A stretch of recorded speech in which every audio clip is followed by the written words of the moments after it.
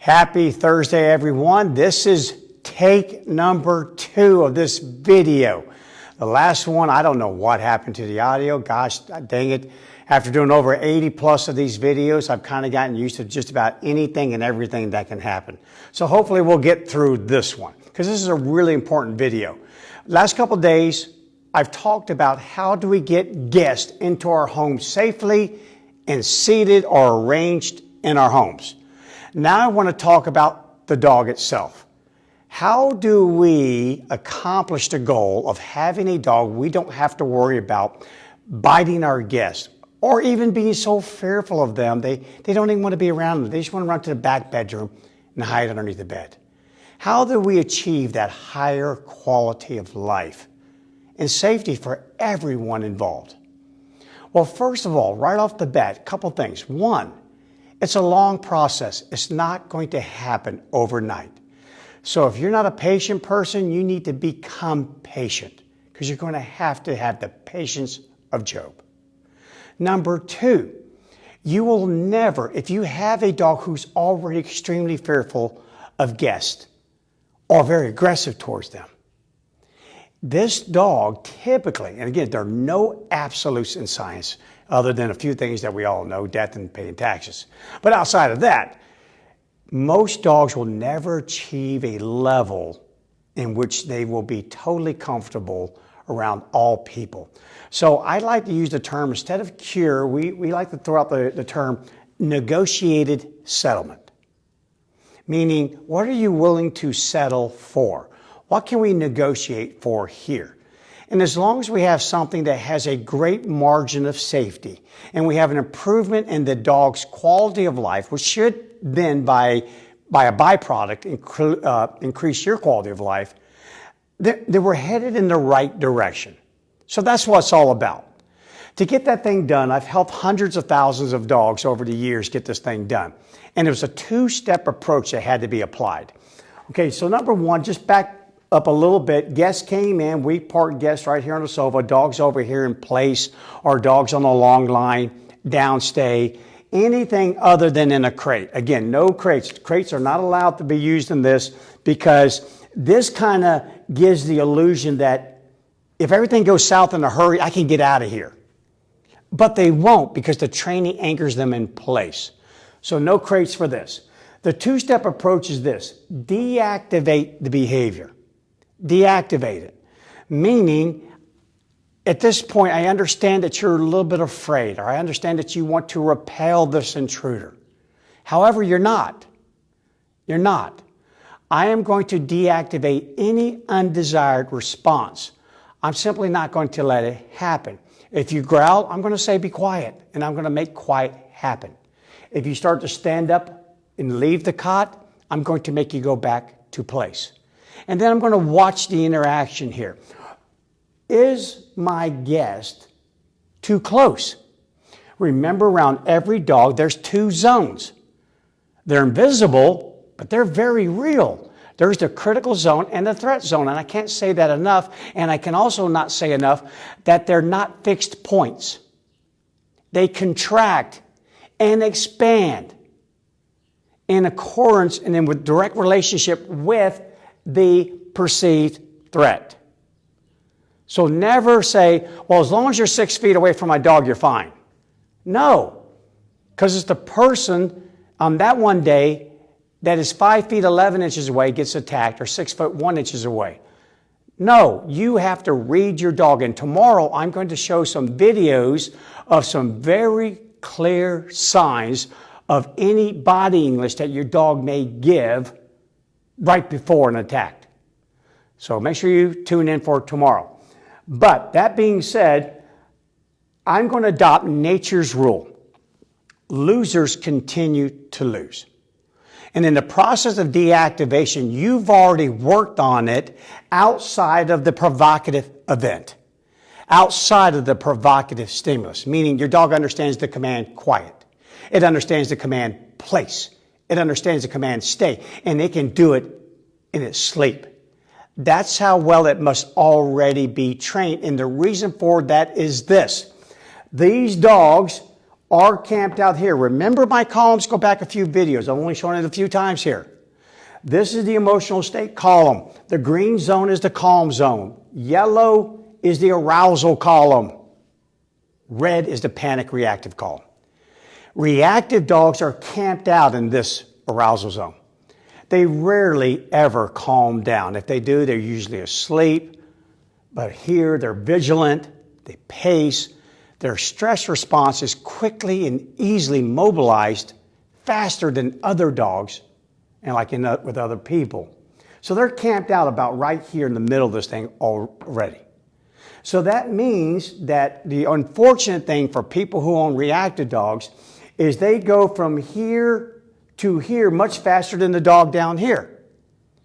So you got to be on your feet. You got to be not like on your feet. You can be seated on the couch enjoying your company. But you got to be aware. You got to be vigilant. You got to be watching. You have to anticipate. Anticipate. And if you can't do that, because whatever it is that's going on here is so engaging, needs so much of your attention, go put the dog up. This is not the time to do that. Go put your dog up. But if you can, know this. It's got a head start. It can go from here to here in the blink of an eye. So be ready. And to stop it from getting up here, we will have to deactivate that. We have to give it a reason. We have to disrupt that upward immediate climb. Many times they use chemicals for both humans. If they know a human's going to panic, they'll usually use a panicolytic benzodiazepine like alprazolam or something. Use it to chemically disrupt that panic. You can't get there. I'm going to trap you here. So some dogs need that. Others simply need someone that says, no, we got it. It's all good. I'm going to give you social support here. I will deal with it. Stand down. I got you covered, baby. And if they feel that, they truly do, because you've truly have responded that way in the past, you have truly made things go away from them, then they'll trust you. So you step in and deactivate that. The first time you get that crescent moon look in the eyes, the lip comes up, you see them tense, you're already on it. It's kind of like, no. And the dog may go, I wasn't going to do anything. Yeah, but you look like it. So shut it down. Shut it down right here, right now. Because if they ever get up here, they will be immune to any input you give them. This is where procedural memory takes over. Explicit memory is forced away. This is where instinct takes over, where any previous successes the dog has had. Winners continue to win up here, losers continue to lose. We have to disrupt this, because if they get up here, not only will they be immune to any input that you give them, they will consolidate a memory of this. It's called molecular memory. Molecular memory. They will remember it forevermore. Forevermore. And that's where they will go. That's the well that nature will dip into. Because if it kept them alive, why would she go to anything else? Why? If plan A works like a champ and kept you alive, why would I go to plan B? This is not a time to experiment. We don't experiment right now. We save you. So we cannot allow the animal to go up here. And even if they try to go up here, we have to stop them really short, because the higher they go, the longer the decay back to a manageable state. So even though you disrupted the dog, you may have disrupted too late, and now for the next 30 minutes, that dog's on edge, because I'm coming down. And just remember, as a review, if it took a level 10, my marker's not working, a level 10 stimulus to get me up here, while I'm decaying back down, it could take a level 1 event, will send the dog right back up to the top. Have to keep that in mind as well. It's all physiological, which then creates behavioral. So keep that in mind. There's a passive way to deactivate, but normally it's kind of done on its own or working together, meaning, let me explain that. Maturity. Animals change as they get older. Some get worse. Oh, my ability to identify a threat just became a whole lot better than when I was like a human than when I was a 3-year-old child. Now that I'm 30, I can recognize the threat big time. But when I was a 3-year-old, I wasn't afraid of anything. Same thing with animals. So sometimes maturity is your enemy. They just get far worse. They get far more aggressive. Everything is pronounced because I'm getting ready to protect my own offspring. Even though they may never have any because they're neutered or spayed. But the brain doesn't know that. Neither does instinct. But maturity can also create animals who calm down. I own one. How many times have you guys seen Captain in the videos? How many times? Did you know at one time I would have labeled him a reactive dog? I really would have. But he's 5 now. Age has helped me. And why did it help me? Here's why. You got to force the age thing if it's going to help you. Let me draw over here. Big arrow all the way over here to exposure. Okay, so if you're these people who only have someone come to your house about every 5 years to do a census tally, you're not going to get this thing done. But then again, why would you care? Pig battle's big enough to matter, small enough to win. You've got to make an effort. If you're someone who has frequent guests, you've got to make an effort at this. This is why we must arrange this. We must be ready. The dog must be around them. If you told me, hey, Bryan, I want to try out for a play this weekend. I want to audition for it. But it involves snakes, and I hate snakes. Well, at some point, if you want me to help you, I will have to introduce a snake into the room. I have to. Sequestering the dog away will never get the job done. It's a fine balancing act that you walk. Sometimes I have to put away because I can't stop you from getting up here. There's something odd about that person. I don't know what it is. I just don't know, and I'm not going to beat myself up trying to figure it out. I'm simply going to take action. Other times, I'm picking up some signals from my dog, kind of dealing with it. Doing okay. That's what I did with Captain. He's okay. Yeah, he's a little stressed. But we all have the biology to overcome mild to moderate stressors that are transient. We all do. So yeah, hang in there, buddy. They'll be gone in a little bit. And it helped. So exposure is how we counter condition. Counter conditioning is what it means. Like it sounds. I counter the provocative event. I make it into something even better. It's not bad. So exposure is your number one, which exposure is kind of timed or assisted by time. Maturity, how many times you expose the animal. I don't care what an animal's afraid of. I don't care what you're afraid of. If you are exposed to it enough, you will adapt to it. They have studied hostages, people taken hostage. And over a period of time, they sympathize with their hostage takers, the people who are holding them, imprisoning them. They have empathy for them. They sympathize with them. They side with them. It's adaptive. So animals learn how to adapt, and they will. So if you have enough exposure, they will. But the exposure has to be done correctly. If you expose the animal and he employs the hawk strategy, oh, geez, all you're doing is reinforcing the hawk strategy. If they employ the dove strategy, all you're doing is reinforcing the dove strategy. You got to have them shut it all the way down. R0, response 0. I got it from here.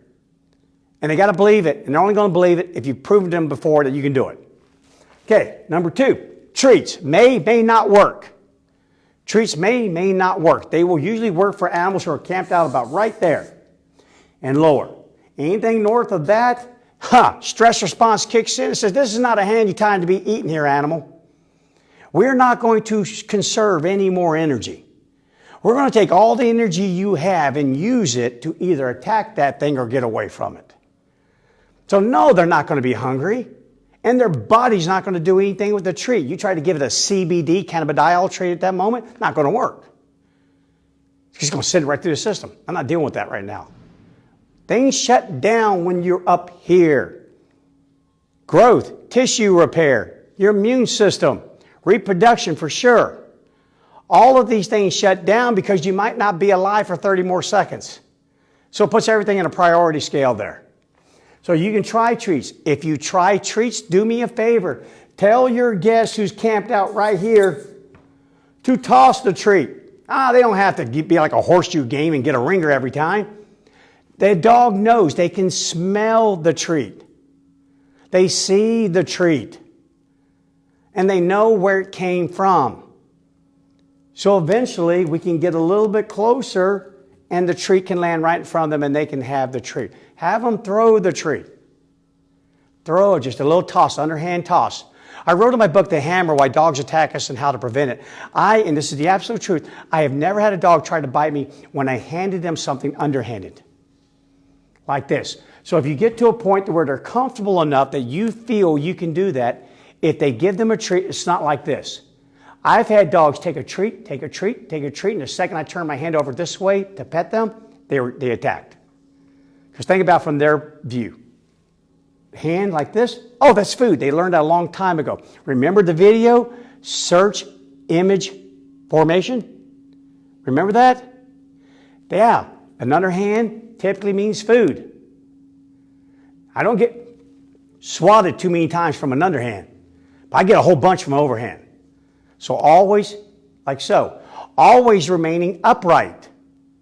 Most people will go, oh, nice dog. Oh, yeah, now you just put not only your hand, but your face dead smack in the critical zone. So when that thing goes south, it goes south in a real hurry. So no, stand upright. Try not to stare at the dog. Okay, you got to go on faith here. So you hand the treat while you're looking askew. Off to the side, off here. You can see the dog out in your peripheral vision. But remember, they're doing it because they're trying to help you. And don't ever get anyone else hurt. Make them volunteer. And make sure they are volunteering, because if they're afraid, the dog's going to know it. And that could cause your dog to go right up to here. So trust but verify. I'm going to throw it for about a week. Then I'm going to throw it a little closer to you. Then I'm going to throw it real close to you. And then I'm going to hand it to you. Okay? So even that's it. That's about as far as you bend over. Dog can't reach it at that point there. You just drop it. Just drop it. Don't bend way down there. Keep your face out of that critical zone. Because just your face camped out in there, not only is it a prime target for something to bite, but you're bending over like this can be interpreted as a very aggressive response by you. And I will show that to you in some videos tomorrow. Okay. So all that being said, this thing will never get done if you don't work on it. And that's fine for some people. They're okay with just putting their dogs up. And if you're one of those, no dishonor in that. Just put your dog up. Heck, if it's around you 99% of the time anyway, and it's happy, then great. Great life you are. You know, anytime I deal with an animal that has to possibly undergo pharmacotherapy, I always tell them you have two choices. You can either avoid altogether the provocative event.